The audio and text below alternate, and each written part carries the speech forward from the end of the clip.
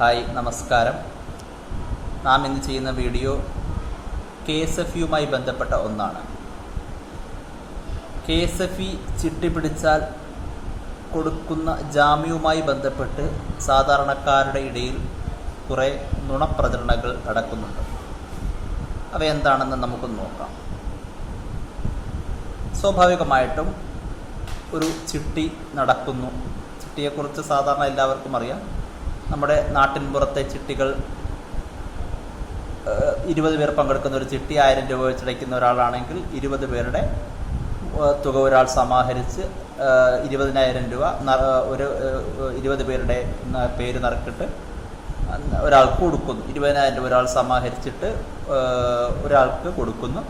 പിറ്റേ മാസവും അദ്ദേഹം ഈ 20 പേരുടെ നിന്ന് പൈസ സമാഹരിച്ചു അടുത്ത ആൾക്ക് കൊടുക്കുന്നു. ഇതാണ് സാധാരണഗതിയിൽ ചിട്ടി എന്ന രൂപത്തിൽ നമ്മുടെ നാട്ടിൽ അറിയപ്പെടുന്നത്. ഇപ്പോൾ സ്വാഭാവികമായിട്ടും KSFE ഒരു പൊതുമേഖലാ സ്ഥാപനമാണ്. സർക്കാരിൻ്റെ കീഴിൽ പ്രവർത്തിക്കുന്ന കേരളത്തിലെ ഒരു പൊതുമേഖലാ സ്ഥാപനമാണ് KSFE. അപ്പോൾ KSFEയും ചെയ്യുന്നത് ഇത് തന്നെയാണ്. KSFEയുടെ സാധാരണ ചിട്ടികളെന്ന് പറഞ്ഞാൽ 40 മാസം തവണകളുള്ളത്, 100 മാസം തവണകളുള്ളത്, 30 മാസം തവണകളുള്ളത്, 120 മാസം തവണകളുള്ളത്. ഈ രീതിയിലാണ് KSFE ചിട്ടികൾ ക്രമീകരിച്ചിരിക്കുന്നത്. നമുക്ക് ഉദാഹരണമായി സാധാരണക്കാർ ജാമ്യവുമായി ബന്ധപ്പെട്ട് പറഞ്ഞ് തള്ളുന്ന ഒരു പ്രധാന ഡയലോഗുണ്ട്. ഞങ്ങളടച്ച പൈസയ്ക്ക് ഞങ്ങൾ എന്തിനാണ് ജാമ്യം കൊടുക്കുന്നതെന്ന്. സ്വാഭാവികമായിട്ടും ഈ ഒരു ധാരണ തെറ്റാണ്. നിങ്ങളടയ്ക്കുന്ന പൈസയ്ക്ക് ഒരിക്കലും നിങ്ങൾ ജാമ്യം കൊടുക്കേണ്ടതില്ല. നമുക്ക് നേരത്തെ പറഞ്ഞ നാട്ടിൻപുറം ചിട്ടികളിലേക്ക് വരാം. ഇവിടെ ഒരാൾ 20 പേരിൽ നിന്ന് സമാഹരിക്കുന്ന പൈസയാണ് ഒരാൾക്ക് കൊടുക്കുന്നത്. പിറ്റേ മാസവും 20 പേരിൽ നിന്ന് സമാഹരിച്ചിട്ട് അദ്ദേഹത്തിന് ഒരാൾക്ക് കൊടുക്കേണ്ടതുണ്ട്. ഇവിടെ നാട്ടിൻപുറം ചിട്ടികളുടെ ഒരു പ്രത്യേകത, എപ്പോഴും ചിട്ടി പൊട്ടിപ്പോകാം. ചിട്ടി അടയ്ക്കുന്ന ആൾക്ക് പൈസ കിട്ടാനുള്ള സാധ്യത പകുതിയാണ്. കാരണം ഒന്നുകിൽ ചിട്ടി നടത്തിപ്പുകാരന് എന്തെങ്കിലും സംഭവിച്ചാൽ ചിട്ടി കിട്ടില്ല. ചിട്ടിയിൽ പങ്കെടുത്തിരിക്കുന്ന ഒരാൾക്ക് ഒരു 5 തവണ അടച്ച ഒരാൾക്ക്, ചിട്ടി പിടിച്ച ഒരാൾക്ക് 6ാം തവണ മുതൽ പൈസ അടയ്ക്കാൻ കഴിയുന്നില്ലെങ്കിൽ സ്വാഭാവികമായിട്ടും 19 പേരുടെ പൈസ കളക്ട് ചെയ്താൽ 19,000 രൂപയാകും. 20,000 രൂപയാകണമെങ്കിൽ ചിട്ടി നടത്തുന്ന ആൾ അദ്ദേഹത്തിൻ്റെ കയ്യിൽ നിന്നും 1000 രൂപയിട്ട് കൊടുക്കേണ്ടതായി വരും. അപ്പോൾ സ്വാഭാവികമായിട്ട് ഈ രൂപത്തിൽ ചിട്ടിക്ക് മുന്നോട്ട് പോകാൻ കഴിയില്ല. അവിടെ ആ ചിട്ടി സ്വാഭാവികമായും പൊട്ടാൻ സാധ്യത വളരെ കൂടുതലാണ്. പൊട്ടുകയും കൃത്യമായിട്ട് അതുവരെ അടച്ചവരുടെ പൈസ നഷ്ടപ്പെടുകയും പൈസ മുഴുവൻ എടുത്ത ആൾക്ക് വലിയ പരിക്കുകളില്ലാതെ രക്ഷപ്പെടാൻ കഴിയുകയും ചെയ്യും. അപ്പോൾ നമ്മളിവിടെ KSFEയുടെ നിയമങ്ങൾ, KSFE നേരത്തെ ഞാൻ പറഞ്ഞതുപോലെ തന്നെ ഒരു പൊതുമേഖലാ സ്ഥാപനമാണ്. സർക്കാരിൻ്റെ കീഴിൽ പ്രവർത്തിക്കുന്നത് കൊണ്ട് തന്നെ കൃത്യമായ ജാമ്യ വ്യവസ്ഥകൾ നിഷ്കർഷിച്ചിട്ടുണ്ട്. അപ്പോൾ നേരത്തെ സാധാരണക്കാർ പറയുന്ന ഒരു കാര്യത്തിലേക്ക് കൂടി നമുക്ക് ഒന്നുകൂടി പോകാം. സാധാരണക്കാർ പറയുന്ന ചില ആൾക്കാർ പറയുന്ന എന്നോട് തന്നെ ചോദിക്കാറുള്ളതാണ്, ഞങ്ങളടച്ച പൈസയ്ക്ക് എന്തിനാണ് ഞങ്ങൾ ജാമ്യം തരുന്നത്? ഒരിക്കലും നിങ്ങളടച്ച പൈസയ്ക്ക് നിങ്ങൾ ജാമ്യം കൊടുക്കേണ്ടതില്ല. ഉദാഹരണമായി നിങ്ങൾ KSFEയുടെ ഒരു 40 മാസ ചിട്ടിയിൽ ചേരുകയാണ്. 2,500 രൂപ വെച്ച് 40 മാസം അടയ്ക്കുന്ന 1 ലക്ഷം രൂപ സ്ഥലമുള്ള ഒരു ചിട്ടിക്കാണ് നിങ്ങൾ ചേരുന്നത്.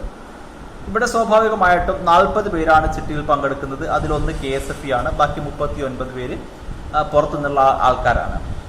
ഈ 39 പേരുടെ പൈസയും KSFEയുടെ പൈസയും കൂടെ ചേർത്താണ് 1 ലക്ഷം രൂപയാകുന്നത്.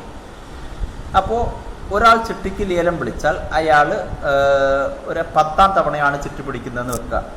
10ാം തവണ ചിട്ടിക്ക് വിളിച്ചാൽ അദ്ദേഹം അടയ്ക്കുന്ന തുക 25,000 രൂപയാണ്.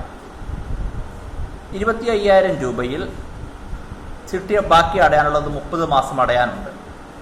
ബാക്കി 30 മാസം അടയാനുള്ള തുകയ്ക്കാണ് ഈ ചിറ്റാളൻ ജാമ്യം കൊടുക്കേണ്ടത്.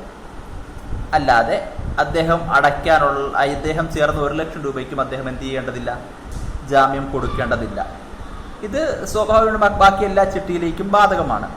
അപ്പോൾ ഇങ്ങനെ ഒരു തെറ്റായ പ്രചരണം, ഞങ്ങൾ അടച്ച പൈസയ്ക്ക് എന്തിനാണ് ഞങ്ങൾ ജാമ്യം കൊടുക്കുന്നു എന്നുള്ളതിൻ്റെ ഒരു തെറ്റായ പ്രചരണം ഇവിടെയാണ് നമ്മൾ പൊളിക്കുന്നത്. ഒരിക്കൽ ഇപ്പോൾ 40 മാസ ചിട്ടി 40 മാസ ചിട്ടിയുടെ കാര്യം നമ്മൾ പറഞ്ഞു. നിങ്ങൾ 40ാം തവണയാണ് ചിട്ടി പിടിക്കുന്നതെങ്കിൽ നിങ്ങൾക്ക് ഒരു ജാമ്യം കൊടുക്കേണ്ടതില്ല. നിങ്ങൾക്ക് നിങ്ങളുടെ പൈസ എടുത്തു കൊണ്ടുവരാൻ പറ്റും. അപ്പോൾ ഇത് നേരത്തെ ഞാൻ പറഞ്ഞതുപോലെ നാട്ടിൻപുറം ചിട്ടികളിൽ ഒരാൾക്ക് തിരിച്ചടയ്ക്കാൻ കഴിയാതെ വന്നാൽ ചിട്ടി നടത്തുന്ന ആൾക്ക് അദ്ദേഹത്തിൻ്റെ കയ്യിൽ നിന്ന് പൈസ എടുത്ത് കൊടുക്കേണ്ടതായി വരും എന്നുള്ള ഒരു കാര്യം ഞാൻ നേരത്തെ പറഞ്ഞിരുന്നു. ഇത് സ്വാഭാവികമായിട്ടും KSFBയെ സംബന്ധിച്ചിടത്തോളം പ്രായോഗികമല്ല. ഇതൊരു പൊതുമേഖലാ സ്ഥാപനമായതുകൊണ്ട് തന്നെ അടയ്ക്കാനുള്ള പൈസയ്ക്ക് കൃത്യമായി ജാമ്യം മേടിക്കുക എന്നുള്ളത് KSFBയുടെ ഉത്തരവാദിത്തമാണ്. കാര്യം ചിട്ടി പിടിക്കാത്ത ചിറ്റാളന്മാർക്ക് അവർ മുടക്കുന്ന പൈസയ്ക്ക് സുരക്ഷിതത്വം കൊടുക്കേണ്ടത് സ്ഥാപനത്തിന്റെ ചുമതലയാണ്. ഇത് KSFBക്ക് വേണ്ടിയല്ല, ചിട്ടി പിടിക്കാതിരിക്കുന്ന ആൾക്കാരുടെ സുരക്ഷിതത്വത്തിന് വേണ്ടിയാണ്. ഇപ്പോൾ ഞാൻ നേരത്തെ പറഞ്ഞതുപോലെ 40 പേർ പങ്കെടുക്കുന്ന ചിട്ടിയിൽ ഒന്നാം തവണ പിടിക്കുന്നയാൾ ഒരു ചിട്ടി പിടിച്ചെടുത്തുകൊണ്ട് പോവുകയും ബാക്കി 39 പേരുടെ പൈസയാണ് കൊടുത്തിരിക്കുന്നത്. ഈ 39 പേരുടെ പൈസയ്ക്ക് സുരക്ഷിതത്വം ഉണ്ടാക്കുക എന്നുള്ളത് KSFBയുടെ ഉത്തരവാദിത്തമാണ്. അതായത് ഒന്നാം തവണ അടയ്ക്കുന്നയാൾ പൈസ തിരിച്ചടയ്ക്കാൻ കഴിഞ്ഞില്ല എങ്കിൽ അദ്ദേഹം ജാമ്യമായി കൊടുത്തിരിക്കുന്ന വസ്തു അല്ലെങ്കിൽ അദ്ദേഹം ജാമ്യമായി കൊടുത്തിരിക്കുന്ന വസ്തു എന്താണോ ആ സാധനം റിക്കവർ ചെയ്ത് ഈ ബാക്കി 39 പേർക്കുമായി വിധിച്ചു കൊടുക്കേണ്ടതുണ്ട്. അതുകൊണ്ട് ഈ തെറ്റായ പ്രചരണം KSFBയിൽ ഞങ്ങൾ അടച്ച പൈസയ്ക്ക് എന്തിനാണ് ജാമ്യം കൊടുക്കുന്നതെന്ന് ചോദിക്കുന്ന സബ്സ്ക്രൈബേഴ്സിനോട് സ്വാഭാവികമായിട്ട് പറയാനുള്ളത്, നിങ്ങൾ അടച്ച പൈസയ്ക്കല്ല ജാമ്യം കൊടുക്കുന്നത്, നിങ്ങൾ അടയ്ക്കാനുള്ള പൈസയ്ക്കാണ് ജാമ്യം കൊടുക്കുന്നത്. നിങ്ങൾ അടയ്ക്കാനുള്ള പൈസയ്ക്ക് ജാമ്യം കൊടുക്കുന്നത് നിങ്ങളോടുള്ള വിരോധം കൊണ്ടല്ല, ചിട്ടി പിടിക്കാത്ത ഒട്ടനവധി സബ്സ്ക്രൈബേഴ്സിൻ്റെ പൈസ എടുത്താണ് നിങ്ങൾക്ക് ഒരാൾക്ക് തരുന്നത്. അവരുടെ പൈസക്ക് ഉത്തരവാദിത്വം വഹിക്കുന്നത് KSFB ആണ്. അതുകൊണ്ട് തന്നെ KSFBക്ക് മറ്റുള്ളവരുടെ പൈസയുടെ മേൽ ഉത്തരവാദിത്വം ഉള്ളത് കൊണ്ട് തന്നെ നിങ്ങൾ കൃത്യമായി ജാമ്യം കൊടുക്കേണ്ടതുണ്ട്. അതുകൊണ്ട് KSFB ചിട്ടി ചേരുന്നവർ ഉന്നയിക്കുന്ന ഈ ചോദ്യത്തിന് വലിയ പ്രസക്തി ഇല്ലാത്തതാണ്. അതുകൊണ്ട് ഈ ബാക്കിയുള്ളവരുടെ മുഴുവൻ പേരുടെ സുരക്ഷിതത്വത്തിന് വേണ്ടിയുള്ള ഈ ഉദ്യമമാണ് സ്വാഭാവികമായിട്ടും സർക്കാരിൻ്റെ ഉടമസ്ഥതയിലുള്ള സ്ഥാപനത്തിന് ആ രൂപത്തിൽ മാത്രമേ പ്രവർത്തിക്കാൻ കഴിയുകയുള്ളൂ.